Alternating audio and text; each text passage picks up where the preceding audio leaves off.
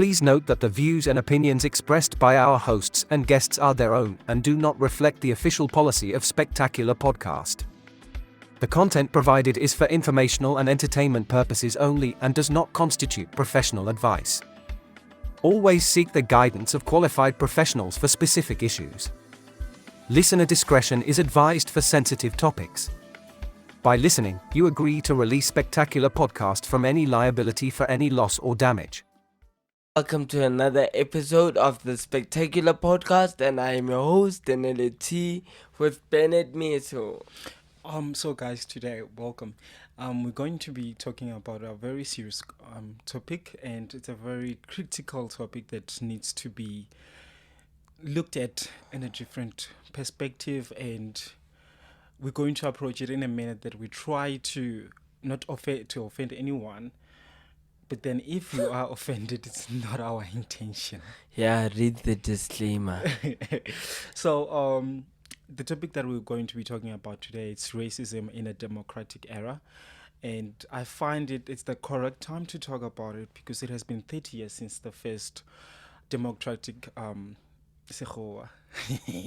democratic election, and it has been 50 years since the 1974 uprising, and I feel like it's the correct time, it's the right time to talk about such topic. And a few weeks ago we had the DA guy, I forgot his name, and his video that he took like a few years ago, whereby he mentions, or he called us black people as the K word. And I feel like as much as it's an old video, I think it's still relevant to a point whereby people who say they are not racist, they went ahead and donated money for him for his case with the South African human rights. And 35,000. It means that a lot of people donated towards his cause. And as much as I believe that everyone deserves a second chance, there are certain things that we cannot avoid because racism it's a virus, and it is affecting us, our society, and we shouldn't be afraid to talk about such things. And yeah. Do you think we should be having this topic though 30 years into the election? Should racism still be a thing? Yes, I think so. Well, a part of me says yes, and then a part of me says no. A part of me that says yes, it's because no one is born racist. Yeah, true. And since no one is born racist, it means that people who are bringing up these kids, they mention those K words to a point that they know those that a K word is offensive towards a black person. And a part of me that says no is because as long as racism is part of our conversations, it makes it easy for our politicians to have a cause. Like, just imagine if we didn't have this conversation about race. ANC, MK, and EFF wouldn't have a standpoint and blame everything on apartheid. True. True. So if we were to remove apartheid from our history, then our politicians would be talking about education, talking about employment. You understand what I'm saying? Yeah. Which education is one of the departments that evolved after 1994. Nakili 2K. So by the time I was born, apartheid was long gone. But I think I have two racism stories where I literally, experienced racism. The first one was during my primary school, right? Yeah. So I have a colored friend, right? Lenudulako Kasi, right? The difference is Lenudulako a colored Kasi, right? And I live still the same thing. in a black Kasi. Yeah, still the same thing. Yeah. And then the transport and then drop Mostopo, right, with me. And with him, and then we'll drop Kontung. And the excuse was, my township is more It's not safe. dangerous Yeah. than his. And I'm like, Mari, what happened to Excel stick, yo. Yeah. Like, we both Live in living. the same similar. Yeah, it's a similar environment. Yeah. You know, the dangers are the same. Mm. But because he's colored, and no offense, right? No shade. Yeah. He got special Treatment. Yeah. basically, which I really found weird. Yeah, it is weird because I don't understand because when it comes to colored people, they are raised in a similar environment like us black people, and then when we get in a white environment, they are looked at differently compared to Yeah. us. I'm not talking about As semi-white. yeah, Yeah. yeah, and there's it seems like there's a hierarchy. If there's a colored person in an environment, it's white and then colored and then black. Then black. Yeah, and then if there's an Indian, then the list keeps on increasing. Yeah. But then the black person is still We at the bottom. We will always be at the bottom. But I think one thing I'm grateful for is being able to attend a multiracial school, right? Yeah. And I think our parents didn't understand what they were doing when they sent us there. Because one thing I realized is when you go there as a black person and there's all these different races, even black people, we come from different backgrounds with different beliefs. The way we do things is different. You end up kind of gauging the different ideologies and being like, I want to adopt that, I want to adopt that. Yeah. At some point, I was in boarding school. So what that did for me is I was not black anymore. Yeah. I was too multiracial for my own family. You know, when it comes to topics such as vele, religion, amadlozi, I would be like, but there's no need for this. And to a black person, they're like, this is what makes you African. And you end up asking vele, what is it vele that defines me as an African? What defines me as a black person? Because my color of my skin is certainly not black. Yeah. It's brown.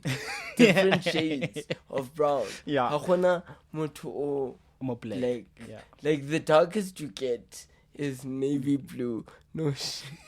But black, I don't see black anywhere, right? Yeah. And those are the things that our parents did not understand. Whether you are not sending us there only for a better education, but it also gives us exposure to different lifestyles. Yeah.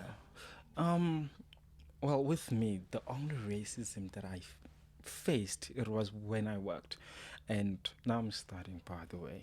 So, so what happened is I worked at this company for like 2 years, and then it was going to be 3 years.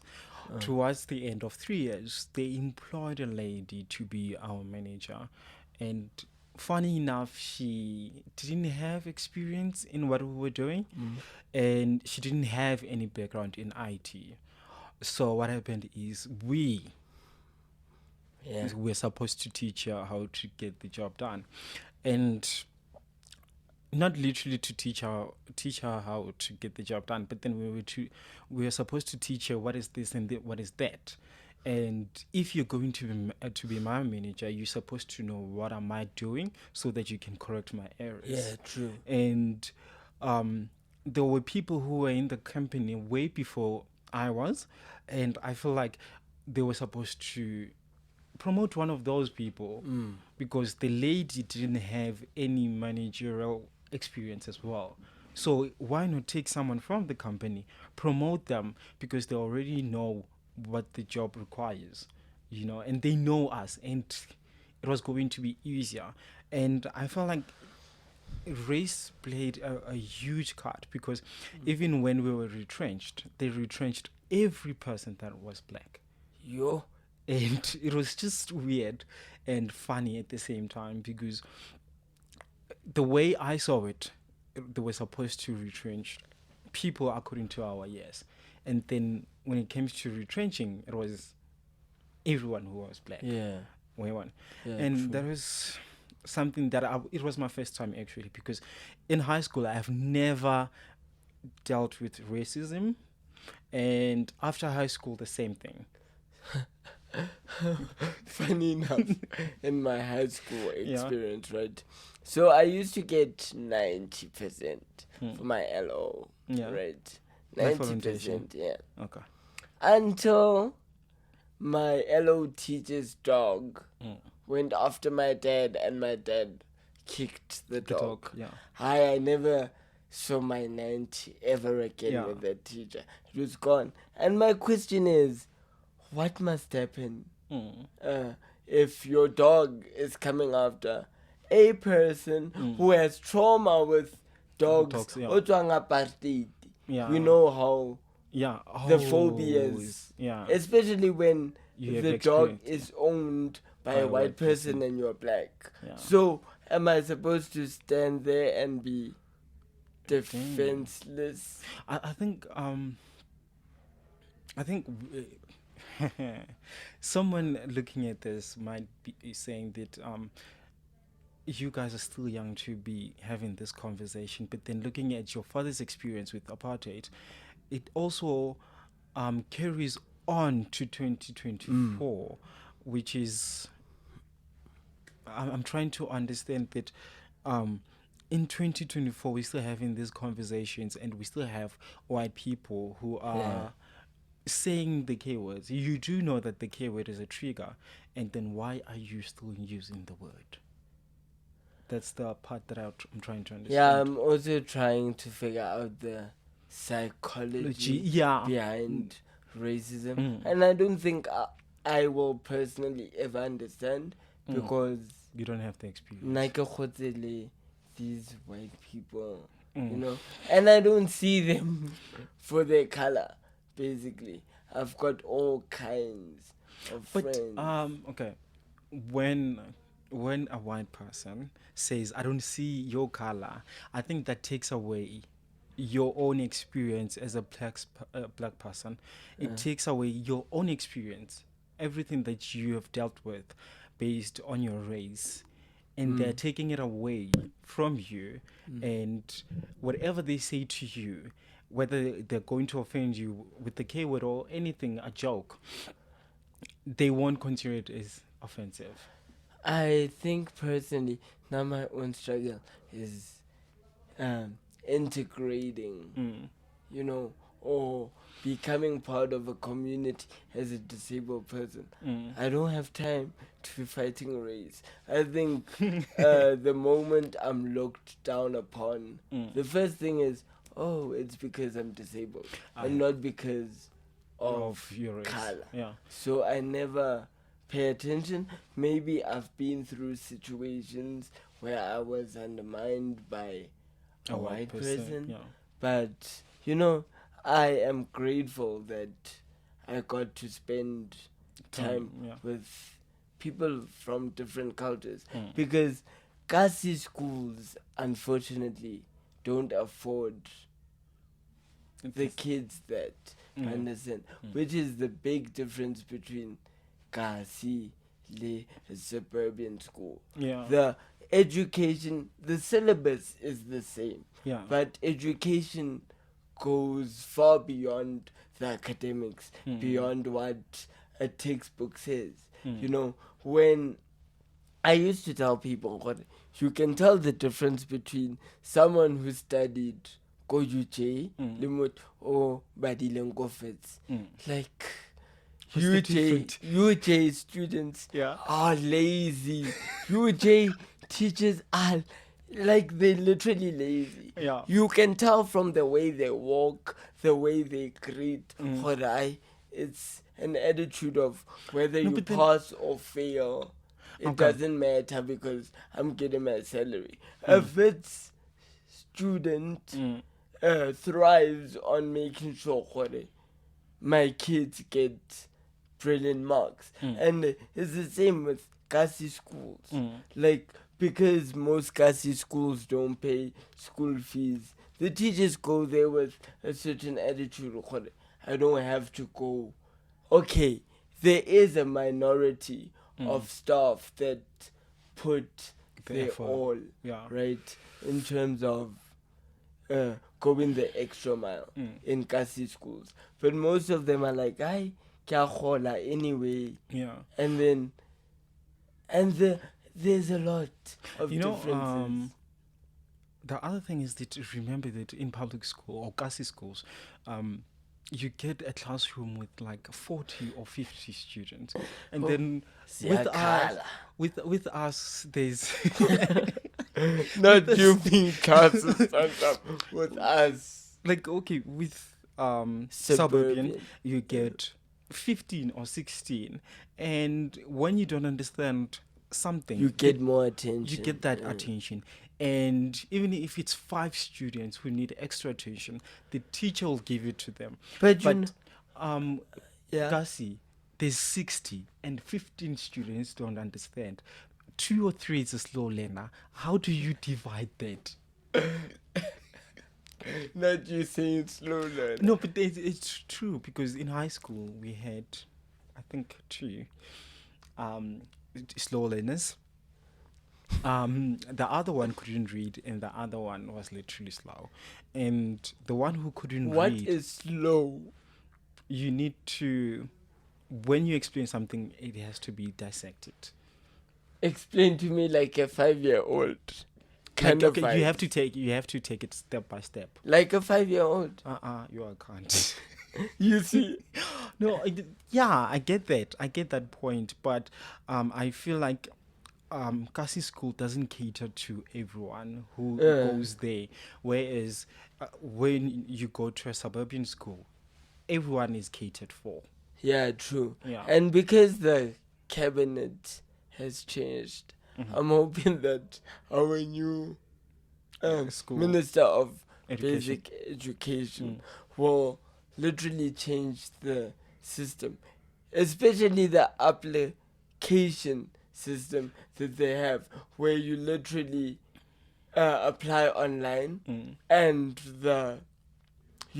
it's the department that allocates you. Now, with some people, we have the luxury of saying, "Kenale mang mang, udulandi sabapong," and I want to go to a school near them. But not everyone has luxury of doing that. Understand? Which puts a lot of kids at a disadvantage, because people are also asking, why are people from Soweto coming to Westcliff to study? They have schools there. And I always argue with the people around my circle to say, guys, the service is not the same. It's finally our health care. It's just not the same. You go to a Kasi clinic, the nurses they will chew gum on you. I think it was yesterday I saw this minister in Free State. I think the premier, she was going to clinics and hospitals whereby she's dressed like a regular person, and then she's looking at the treatment of how they're treated, and she was literally shouting people, the nurses. And if every minister would do that, I would appreciate that, because she knows how the nurses treat the people, and she would be able to fix that. Yeah, true. Yeah, I also agree, Khore. I think everyone in the cabinet needs to go to ground level, including Angie. Did you hear Angie says she's not going to fight? I'm not a soldier, I'm not going to fight. The background. Already I felt, hi dog. When you say your speeches, go sit down. Why do you think ministers and the president don't have a retiring period like the rest of us do? I don't know, but then I think it might be a good idea to make the president a little bit older, because when we look for guardians, you never look for for someone who's 35 and you're like, please guide me. You go But for someone older. I think that's the problem. Why? I think we need younger people in our cabinet. No. Okay, Sharp, keep the president as the father. Yeah. Sharp, mother, we need 35-year-olds. We need Oh, Mara, 20-year-olds to mess up. The Groover Tata. That's the problem. Le Ramaphosa maybe wa Groover. You never know. know. You never know. Si Groover so okay. Yeah. Talking about ministers, remember when we were going to vote? Yeah. EFF was for open borders. And By the way, I was one of the faces of IEC. Yes. Yeah, and he was for open borders, and a lot of people who didn't vote for EFF, they were like, no to open borders, we don't want them here. I don't want to mention them who are Okay. gay. And now non-binary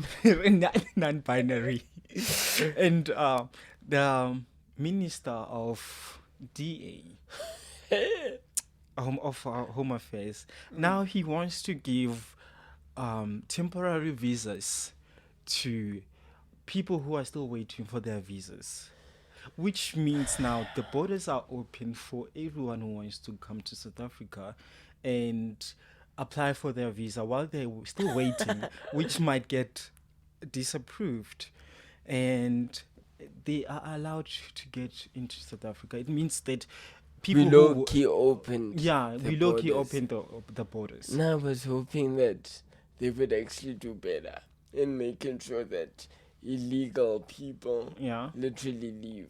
Because I think, Nje, Do you what think if, it might work? like, people leaving? No, but Donald Trump did it. Yeah, I think it should be done. Yeah. You don't see us literally going to countries illegally, But randomly. With South Africa, it's hard, but then with other African countries, yeah, because But I don't see myself going to Nigeria anyway. what's wrong with This Nigeria? is the Hollywood of Africa. It's Yeah, fine. this other lady from America, she was like, Johannesburg is the capital city of Africa. Yeah. Yeah, definitely. I just think we need to be fair. People need to leave Yeah. so that we can restructure. I'm not sure about my friend. No, they should leave. I think they should be the first. If they leave, Yeah, are you saying, Khore, you will open a spaza? that I don't mind. You will open a spaza? Yeah, but I will hold you accountable to opening a spaza. Because literally those people Yeah, are affordable. they are affordable, but then are they selling good things? How many people have died? But we keep coming back. Haba kwalegi, literally. No, the problem is that with my friend, if you want something, Somalians. yeah, Somalian man. I don't know. I feel like my friend is so rude. No, my We friend, they just don't used mind. to- Yeah, they don't mind if you call them my friend. But then the thing with my friend, if you go to them like for 30 days to buy something, on the 31st day, when you go to them and you tell them that, dude, can you please give me bread? I'll pay you later. He would literally give you bread. But then with South Africans, No, you can't do that. you can't. And you can't do that ka Pick n Pay. I think nje re phela ka sekoloto. Yeah. And my friend, I think they understand or repila ka skoloto. And it's gonna become worse. How? My cousin is advocating. I will stop laughing at the fact that he boldly said, "Yeah, Shonisa." And Yeah. people in the comment section under that video on TikTok were really could relate. I think They could. I They were like, understand. "How brave of you!" And I'm like, "Why Asadula Gonkulu?"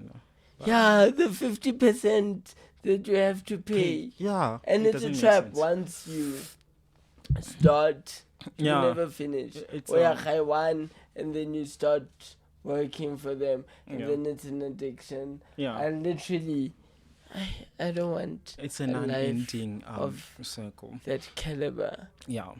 And do you think, before we wrap up, is it possible to have like a rainbow nation, like Mandela said? Not personally. I'm all for it, like I said. I think it's achievable if we start taking accountability, start acknowledging that racism is wrong. No one is above the other one. Yeah. If white people think they're above us, Rotsusa Shaka Zulu. Oh God. Well, with me, I think it is possible, but we have to address the subject or the topic of tribalism, because it's race and then tribalism. You know. But Zulus are the coolest. No, they are the problem, because like, how are we the problem? Like, literally a few weeks ago, people were like, my baby idea. So if you see, there was a post where by someone said, if you see Mabona baby ulume, I mean, like, what the F? But like, now. Okay, not like Tswanas, Pedis and Zulus. No, but I think Zulus. Now I'm proud. Zulus sell. We've become so proud of our culture that we can literally sell it. Come on, you barely speak the language. Nyakuluma. By the way, ke anedengit. Nyakuluma mangfuna. No, but then you don't have the accent. Hey, I get like it's multiracial school. Okay. Mother, I'm Zulu. The blood. When do you know your clan names? Yeah. You're busy coming after me. Now I know them. No, I'm proud to be Betty, but I do know my clan names. Huh? Yeah. You do? I do. My mother was teaching me. I think next episode we're gonna put you to the test. You just imagine. Yeah. But on that note, it was a brilliant episode. Do subscribe. Do click that notification bell. Do follow us on all our social media platforms. And from me, Anele T, and Bennett Mesu, until next time. Cheers.